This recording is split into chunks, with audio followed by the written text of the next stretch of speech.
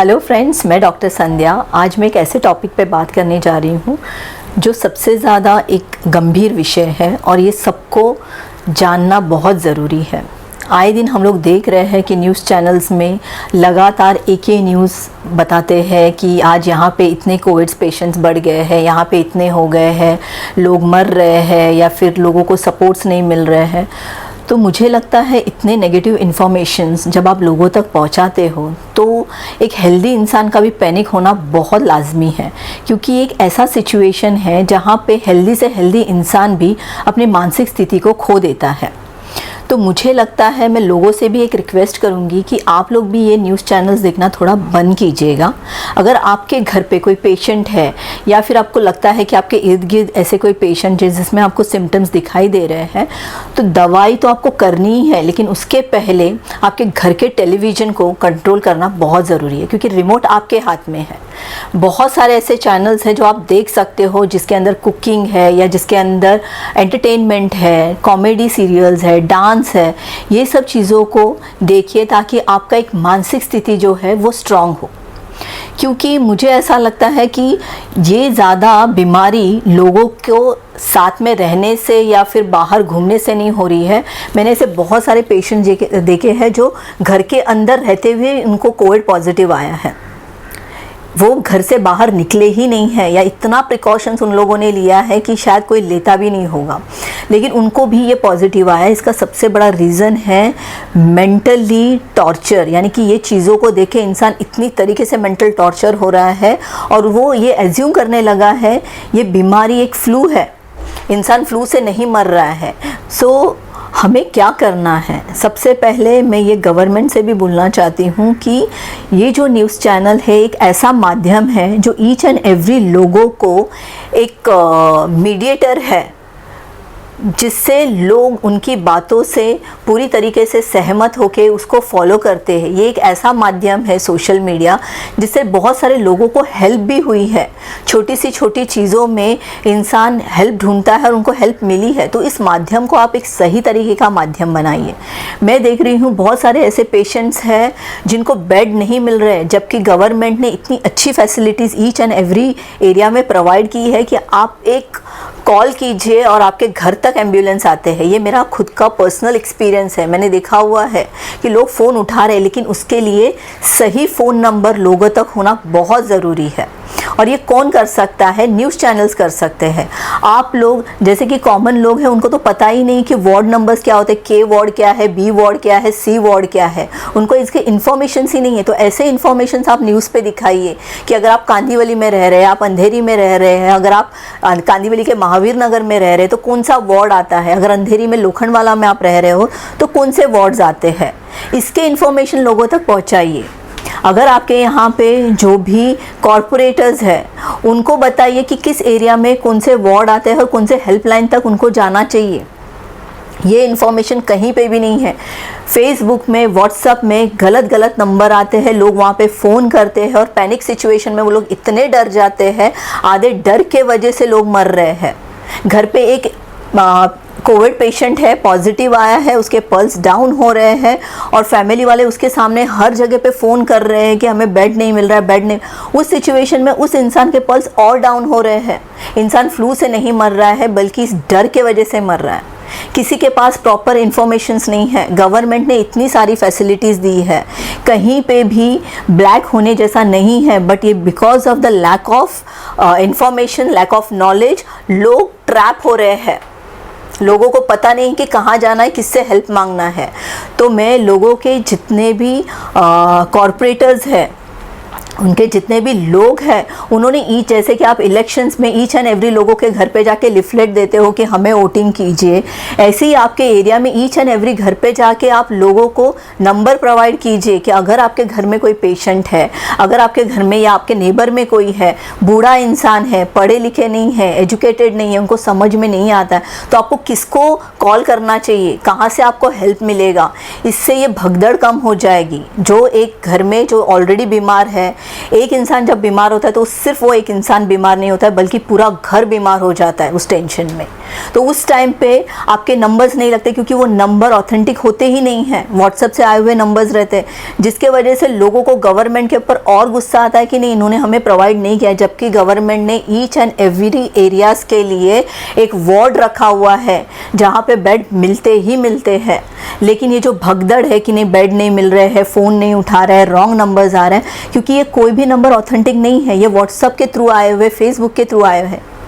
आपको each and every MLAs को, each and every corporators को, ईच एंड एवरी पॉलिटिकल जो सोशल वर्कर्स हैं, उनको ईच एंड एवरी लोगों को आपने ये मैसेज पहुंचाना है कि भाई ईच एंड एवरी लोगों के घर पे जाके, या जो बिल्डिंग में, जो सोसाइटी में जो सेक्रेटरीज होते हैं, आपको उनको एक लेटर देना है कि भाई आपका वार्ड, ये आपका जो एरिया है ये वार्ड में आता है और ये वार्ड का ये हेल्पलाइन है, अगर आपके यहाँ बिल्डिंग में कोई पेशेंट है तो उसको आप ये नंबर दीजिएगा, एम्बुलेंस आपके पास आ जाएगी। तो ये छोटे छोटे इन्फॉर्मेशंस है जो लोगों तक जाने चाहिए, और ये न्यूज़ चैनल का जो माध्यम है वो लोगों को अवेयरनेस करने के लिए, न कि उनको डराने के लिए या उनको पैनिक करने के लिए।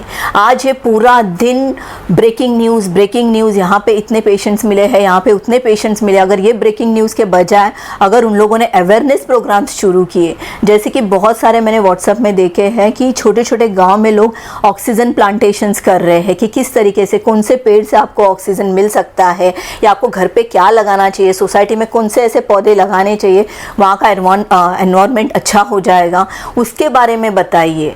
बहुत सारे स्पिरिचुअल गुरुज हैं, उनके आधे आधे घंटे का प्रोग्राम रखिए कि जिससे लोग काम डाउन हो जाए, जिनको अच्छा एक पॉजिटिव एनर्जीज मिले। अच्छे अच्छे साइकेट्रिस्ट हैं, उनके प्रोग्राम्स को अरेंज कीजिएगा। और जितने भी अच्छे रिटायर्ड पुलिस ऑफिसर्स हैं, या फिर जितने भी सेल्फ डिफेंस में हैं, जितने भी फिटनेस गुरु हैं, उन लोगों के आधे आधे घंटे के प्रोग्राम्स रखिए और उन लोगों को बताइए कि लोगों को घर के अंदर फिट कैसे रहना है। डाइटिशियंस हैं, डॉक्टर्स हैं, जिनका इंटरव्यू लीजिए, जिनको बताइए कि घर के अंदर आपको अगर ऐसा सिचुएशन है तो आपको क्या करना चाहिए, न कि आपको 24 घंटे ब्रेकिंग न्यूज़ दिखाना चाहिए। ये बहुत ज़्यादा गलत है और इससे ये बीमारी सबसे ज़्यादा बढ़ रही है। और मैं लोगों से भी ये रिक्वेस्ट करना चाहती हूँ कि आपके घर पे टीवी है, रिमोट का कंट्रोल आपके हाथ में है, तो आपको पता होना चाहिए कि अगर आपके घर में एक पेशेंट है या आप पेशेंट नहीं भी हो तो आपको मेंटल किस चीज़ से प्रॉब्लम हो रहा है, या कौन सी ऐसी चीज़ है जिससे आप पैनिक हो जाते हो। ऐसी चीज़ें आपको नहीं देखनी है, ना ही किसी को आपको सपोर्ट करना है।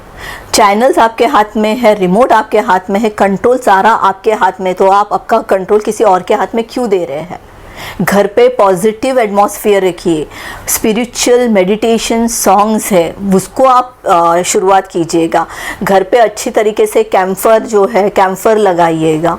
जितना हो सके उतना पॉजिटिव एनवायरनमेंट रखिए, जिससे कि आप भी हेल्दी रहेंगे, आपके आसपास के लोग भी हेल्दी रहेंगे, और आप ये ऐसे पैनिक सिचुएशन को कभी फेस ही नहीं कर पाओगे अगर आपने अपने प्रिकॉशंस रखे तो।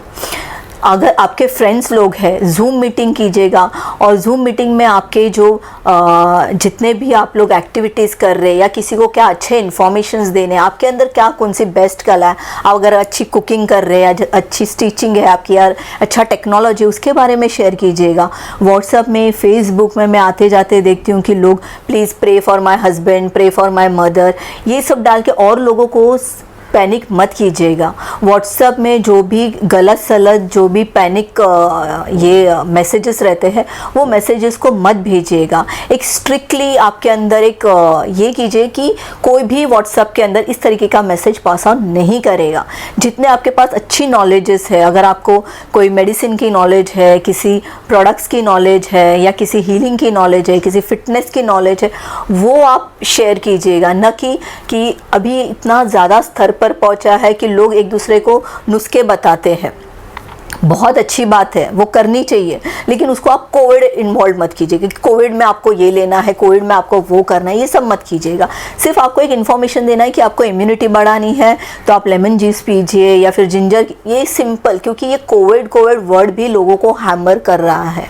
तो मेरा एक स्पेशली रिक्वेस्ट है कि हम ही इस बीमारी को दूर कर सकते हैं और कोई भी नहीं कर सकता। अगर हमने सोच लिया कि हमें इसको हटाना है तो हमको सबसे पहले पहल ये करनी है, हमारे माइंड को पॉजिटिव रखना है। मैं आपको एक सिंपल एग्जांपल देती हूँ। मेरी एक फ्रेंड सिंपल वो एक मार्केट में कुछ सब्जी या कुछ लाने के लिए गई थी, उसके कोई फ्रेंड वहाँ पे मिल गए, उसने उनके साथ खड़े रह के बातचीत की। थोड़े दूसरे दिन उसको पता चला कि उनको कोविड है, ये स्प्रेड किया गया कि उनको कोविड है, और वो इतनी डर गई कि उसको स्वेटिंग आना स्टार्ट हो गया और बॉडी उसका टेम्परेचर बढ़ने लगा। फिर जब उसने उसके हस्बैंड के साथ डिस्कस किया तो उन्होंने कहा कि उनको कोविड नहीं हुआ, उनके ऑफिस में किसी को कोविड हुआ था, इसके लिए उन्होंने छुट्टी दी थी। एक छोटा सा एक डर इंसान को साइकोलॉजिकली कितना डिस्टर्ब करता है, this is the small example. तो मैं आपको कहूँगी कि ये वातावरण से आप दूर रहे। आप कितना भी स्ट्रॉन्ग वैक्सीन ले ले, कितने भी मेडिसिन ले ले, अगर आपका मेंटल स्ट्रॉन्ग नहीं है तो कोई भी वैक्सीन काम नहीं आएगी, कोई मेडिसिन काम नहीं आएंगे। आपको अपने आप को स्ट्रॉन्ग करना है, अपने घर वालों को स्ट्रॉन्ग करना है, और सबसे ज़रूरी बात है कि आप अगर कुछ भी आपको प्रॉब्लम्स आते हैं, बेड अवेलेबल नहीं है, कुछ नहीं है, ऑथेंटिकली आपके अगर सोसाइटी में कोई सेक्रेटरी है, आपके यहाँ पे कोई सोशल वर्कर है या कोई पॉलिटिकल लीडर है, उनसे डायरेक्ट संपर्क कीजिए। वो डेफिनेटली आपको हेल्प करते हैं, क्योंकि मैंने ये देखा है कि बहुत ज़्यादा सोशल वर्कर्स लोगों को ईच एंड एवरी लोगों को हेल्प कर रहे हैं।